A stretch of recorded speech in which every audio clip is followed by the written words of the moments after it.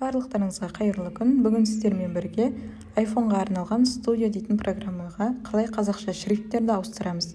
Міне осы туралы видеода толықтай көрсететін боламын. Ең алдымен осы Studio дейтін приложение жазып аласыздар App Store-дан, және одан кейін Telegram каналға кіресіз, DA казахские шрифты деген. Мен уже бұндағы барлық шрифттерді өзіме скачать етіп алғанмын.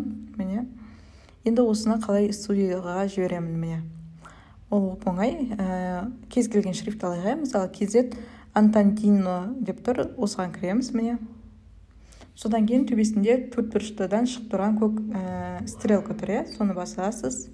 Содан кейін осы Studio дейтін программаға жібересіз, міне.